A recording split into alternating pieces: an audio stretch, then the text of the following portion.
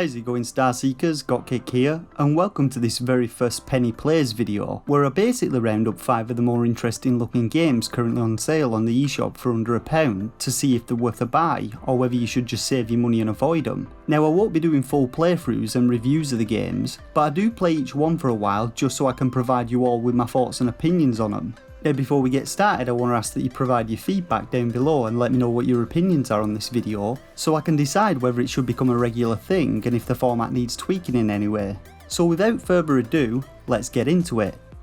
Our first game is a whimsical platformer called Whipsey and the Lost Atlas. The game's story centres around a young boy who gets sucked into a book, Harry Potter style, and then is transformed into a knockoff Kirby type character called Whipsey. Armed with a Castlevania style whip, you then embark on a journey through the game's various stages, jumping and whipping your way to victory as you try and find a way to return home. Your whip can be utilised as both a weapon and a rope to swing across gaps, and you can also use it as a propeller to help you float across other gaps. Now each level in the game is comprised of around 20 screens, and you have to make your way to the exit door in each screen to move on to the next one. Whipsy has a health bar which is reduced when he takes damage, and 5 lives in which to complete a level. Now there are no checkpoints in levels, so if you lose all your lives you have to start over again from the very first screen, which I did find a little annoying. At the end of each level you then face a boss battle, and these have some decent variety to them. So in summary, I found Whipsy mainly consisted of a lot of generic platforming and enemies, and while it's clearly no Shovel Knight, it's still not a bad little platformer and worth a play for the price. The game's on sale in the UK and Europe until the 17th of August, and until the 18th of August in the US. Our second game is a puzzle game which goes by the name Remembered Catapillars. The game features some unique and beautiful hand-drawn visuals and centres around colour-based puzzle mechanics. In each level we have to guide the coloured creatures known as gammids onto white platforms. In order to do this we need to get them across caterpillars and through writhing gates of various colours, but these only allowed certain coloured gammids through and stop other ones. The game starts us off easy with just 2 colours to manage, but quickly becomes more complicated as we become able to merge gammids together to form additional colours. It then becomes a case of working out where and when to merge and split gammids to enable them all to reach the white platforms and move on to the next puzzle. Remembered Catapillars features 40 puzzles in total, so it's not a huge game but well worth £1. I really like the game's visuals and the puzzles do become quite challenging, so if you're a fan of puzzle games you might want to check the game out before the sale ends on the 25th of August in the US and the 26th of August in the UK and EU.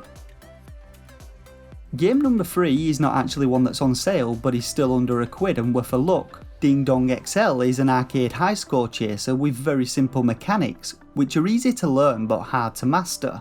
With neon infused visuals set to a wubstep soundtrack, its single button gameplay sees you move in a neon circle or ball between the top and bottom of the screen, whilst avoiding an ever increasing number of objects that cross your path. Each time you do this you'll earn 1 point, and there are a number of different pickups which affect gameplay in different ways. Some of them slow down time, allowing you to get in a few extra points, and others destroy all objects on screen. Now being a high score game, each run is endless and lasts until you collide with an object, and the game features 3 modes. The first is the standard single Ding Dong experience where you control a single ball. The second mode allows 2 players to control a ball each with a single Joy-Con. And the third and final mode, and one which I found most interesting, sees your ball travelling up the screen with each button press changing its direction. The game takes on a Frogger-like style of gameplay where you have to make it past each object whilst being chased up the screen by a kill line. I personally thought Ding Dong was a simple but neat high score chaser, and it has that addictive one more try mechanic going on. Our fourth game is a little unusual. Bury Me My Love is a visual novel where you assume the role of Majid, husband of Noor, and the storyline is told via text messages between the two as Noor flees a war-torn Syria and embarks upon a journey to escape to Europe. Throughout the story, text and picture messages are sent back and forth between the two, and at various points in the story you're able to respond to Noor in different ways, which affects the direction the story takes. There are a total of 50 different locations Noor can visit, and 19 different endings to the game, which provides a decent amount of replayability. While the game is a slow burner and won't be for everyone, the relationship between the 2 characters felt believable, and the game's subject matter is based on real events and does a good job of conveying the perilous nature that refugees undertake. If you're looking for an engaging and emotional driven tale, then Bury Me My Love might just be a good one to pick up. The game's on sale until the 16th of August in all regions. Our fifth and final game is Stormboy, an interactive story game based around Colin Tiel's tale of the same name. Now the game sees you taking control of Stormboy, who whilst living beside the sea with his father, one day stumbles upon an abandoned nest of pelican chicks, one of which is unwell.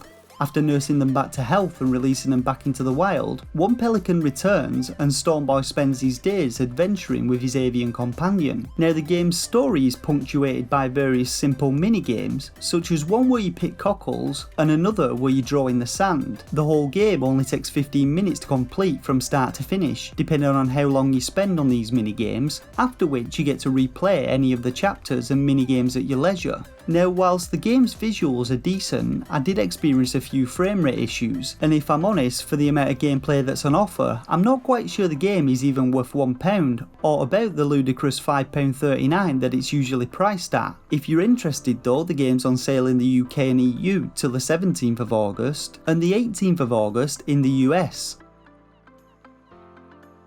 So that's it for this Penny Plays for week 2 of August 2020. Hit that like button if you found it useful, and let me know your thoughts on whether you would like to see more of these in the comments section below, as well as your opinions on the games I've featured and whether or not you'll be picking any of them up. As always, thanks for watching, remember to subscribe for future Nintendo Switch content, and until next time, game on.